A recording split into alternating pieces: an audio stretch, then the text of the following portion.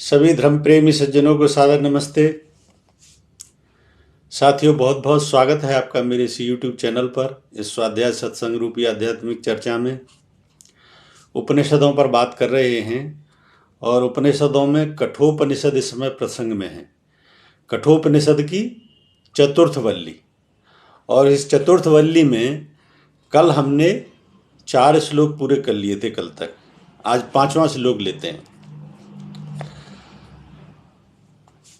यम इमं मद्वदं वेद आत्मनं जीवमन्तिकान्त ईशानभूत भव्यस्य नतो विजुगुप्सते एतद्वै तत। इसका भावार्थ है, यह जीवात्मा मधु को चखने वाला है, यह मिठास की तरफ जाता है। विषयों की मिठास के पीछे कटुता छुपी है। ब्रह्म की मिठास उत्तरोत्तर मीठी होती जाती है। जीवात्मा के इस स्वभाव को जो निकट से जान जाता है वह अपने भूत और भविष्य का स्वामी हो जाता है और फिर उसे आत्मग्लानि नहीं होती। असल में यथार्थ सत्ता इंद्रियों की नहीं, आत्मा की है।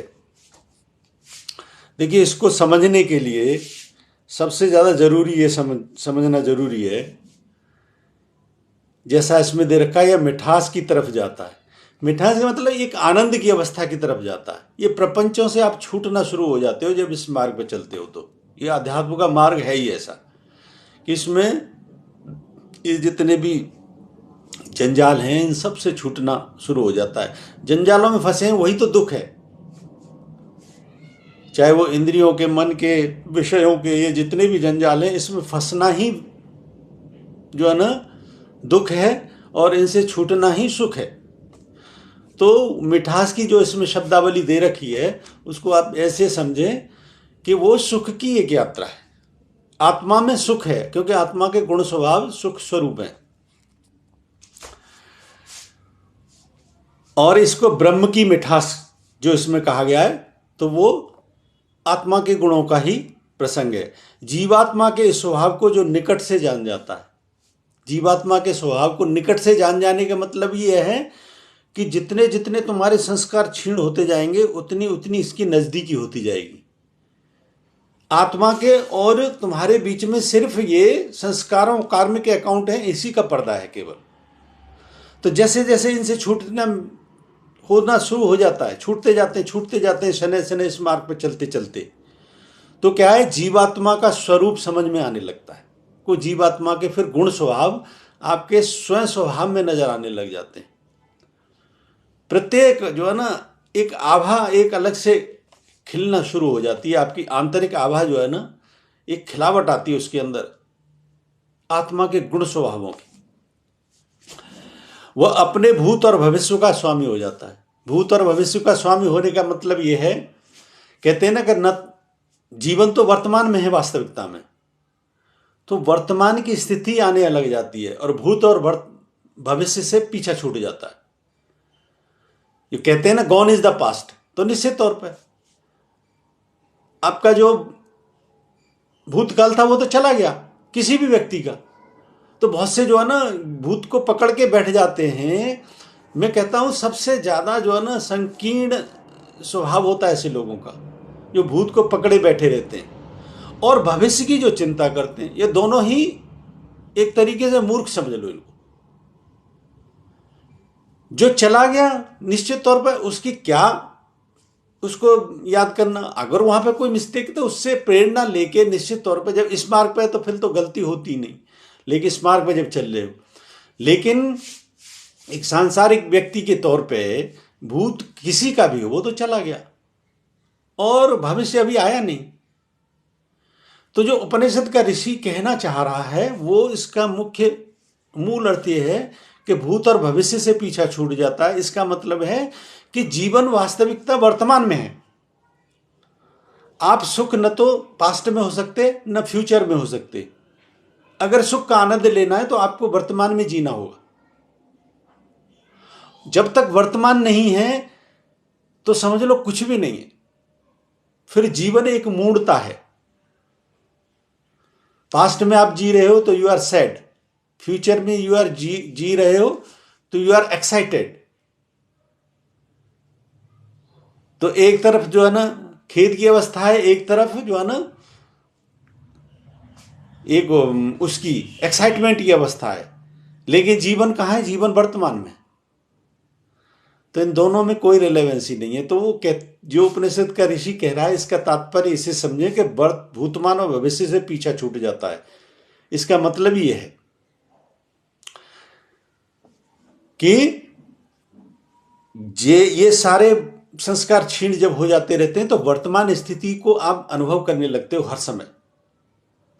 इसका जो प्रसंग है इस चतुर्थ वल्ली का एतद्वैत कि परमात्मा यही है, तो उसके तो मूल में ही इस शब्दावली में ही एक तरीके से ये बीज रूप है, इसका बीज रूप व्याख्या है एतद्वैत। वो परमात्मा अभी है, यही है, तो वो वर्तमान की बात है। तो neither here is past nor it is future, it is only present being moment. वर्तमान यही है। और असल में यथार्थ सत्ता इंद्रियों की नहीं, आत्मा की ही है। तो वो जब जान लेता है, क्योंकि इंद्रियों के चक्कर में ही ये जितने संस्कार बने थे, तो चाहे पास्ट में कुछ हुआ हो या फ्यूचर आप इन्हीं को घड़ के बना रहे हो, तो ये दोनों ही दुखदाई हैं। फ्यूचर भी इंद्रियों को ही लेके अगर गढ़ा जा रहा है कि मैं ये भोग भोगूंगा, ये कार्य करूंगा, तो वो दुखदाई ही ग्रहण बना रहे हो आप। लेकिन वर्तमान अवस्था में जीवन है और वही सुख है। एक और श्लोक लेते हैं। यह पूर्व तपसो जातमदभ्यः पूर्वमजायत गुहां प्रविश्य तिष्ठन्तं यो भूतेभिर्वपश्यत एतद्वैतत। इसका भावार्थ है, इसका बहुत लंबा भावार्थ दे रखा है इस पुस्तक में, तो मैं एक बार पढ़ देता हूं और फिर उसका निष्कर्ष सूक्ष्म में बताऊंगा। आत्मा का वर्णन करने के अनंतर परमात्मा का वर्णन करते हैं। संसार की रचना तप से हुई। ऋतंच सत्यंच विद्वा तपसो अध्यजायत। ये मैंने बताया था संध्या में, आर्य समाज पद्धति से जब ब्रह्म यज्ञ जिसको कहते हैं, ब्रह्म यज्ञ कहता है वो सुबह के काल में या संध्या काल में, सूर्यास्त के समय या सूर्योदय से उस समय पहले, वो ब्रह्म काल जो होता है उसमें संध्या, ब्रह्मोपासना। और उसमें अघवर्षण के मंत्र हैं, तो उसमें क्या है, ये सृष्टि क्रम का ही वर्णन है कि किस प्रकार से सृष्टि उत्पन्न हुई। और ऐसी पहले भी हो चुकी है। सूर्य चंद्रमसौ धाता यथा पूर्व कल्पयत, पूर्व के कल्पों में इसी प्रकार की सृष्टि हुई है। तो इस प्रकार से तीनों मंत्रों में इसका सृष्टि क्रम की व्याख्या है। तो ये एक मंत्र का इसमें प्रसंग दे रखा है, ऋतंच सत्यंच विद्वा तपसो अध्यजायत। ऋत यानी एब्सोल्यूट लॉ तथा सत्य रिलेटिव लॉ। एब्सोल्यूट लॉ क्या हो? एब्सोल्यूट अवस्था होती है जब ये सृष्टि का निर्माण हो गया, तभी जो है ना रिलेटिव लॉ प्रारंभ हुआ। अन्यथा एब्सोल्यूट लॉ कहते हैं, अभी जैसे इस वायुमंडल का तापमान एवरेज टेम्परेचर 20 डिग्री सेंटीग्रेड माना जाता है और प्रेशर 1 बार माना जाता है। तो ये देखी जाए तो पॉजिटिव स्टेट है प्रेशर की। लेकिन एब्सोल्यूट अवस्था उसको कहते हैं जब, और इसको जो है ना जब वैक्यूम हो जाए तो वो नेगेटिव प्रेशर होता है। तो एब्सोल्यूट कहते हैं नादर पॉजिटिव नॉर नेगेटिव, ये बिल्कुल मध्य की अवस्था, that is called absolute state. तो ऋत यानी एब्सोल्यूट लॉ तथा सत्य रिलेटिव लॉ भी पहले तप से हुए। ये दोनों लॉज तप से हुए। जब भी कोई कार्य करना होता है तब तप की आवश्यकता होती है। निश्चित तौर पर तप जो है ना हर चीज में आवश्यक है। साधना का आयाम है एक तप, तप के माध्यम से ही साधना होती है। बिना तप के यूं ही आसानी से कुछ नहीं होता। क्रिया का उग्र रूप ही तप है। उग्र रूप क्यों कहा गया है इसमें? उग्र रूप यानी एक ऐसी अवस्था जहां से रूपांतरण की पॉसिबिलिटी बनती है। तप की वही अवस्था होती है। तप आपको उस अवस्था तक ले जाता है जहां पे आपके अंदर रूपांतरण होना शुरू हो जाता है। तो सृष्टि की रचना हुई, तब एक क्रिया ही हो गई। जैसा हमने अभी कहा, तीव्र क्रिया का नाम ही तप है, अतः तप सृष्टि को रचना में सबसे प्रथम था। परंतु वह ब्रह्म तो तप से भी पूर्व था, क्योंकि उसी ने तो सृष्टि रचना की क्रिया की, अर्थात तप किया। तप के बाद ऋत एब्सोल्यूट लॉ, निरपेक्ष नियम, तथा सत्य रिलेटिव लॉ, सापेक्ष नियम द्वारा सृष्टि बनी। तब पहले बाह्य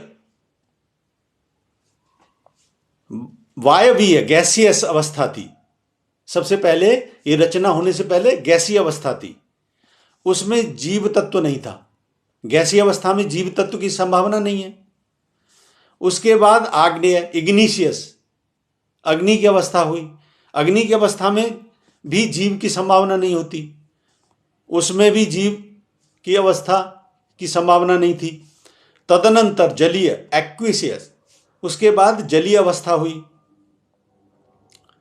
एक्वियस, उसमें जीवन तत्व रह सकता था। जल में जीवन की संभावना होती है, क्योंकि जल के अंदर जो पंच तत्वों की गुण प्रधानता होती है, तो उसमें जीव की संभावना होती है। तप से जड़ जगत का बाह्य तथा आग्नेय जगत का विकास हुआ। ब्रह्म तप से भी पहले था। विकास होते होते जब जल बना, तब चेतन जगत के उत्पन्न होने का समय आया। यानी जब एक्वियस जलीय अवस्था आ गई, तब जो है ना जीवन के बनने की संभावना हुई। वो महतत्व बनता है। दरअसल महतत्व की भी जलीय अवस्था होती है, लेकिन बिल्कुल एकदम से जो है ना इतना जो है ना लिक्विडिटी उसके अंदर नहीं होती जैसा पानी के अंदर होती है। लेकिन जिस तत्व के अंदर भाव की स्थिति आ जाए, वो जलीय अवस्था ही होती है, क्योंकि जल में जीवन रह सकता है, परंतु वह ब्रह्म उस जल से भी पूर्व था। ये तीनों अवस्थाएं इससे पूर्व भी ब्रह्म था। यानी जीवन की संभावना बनी, उससे भी पूर्व ब्रह्म था,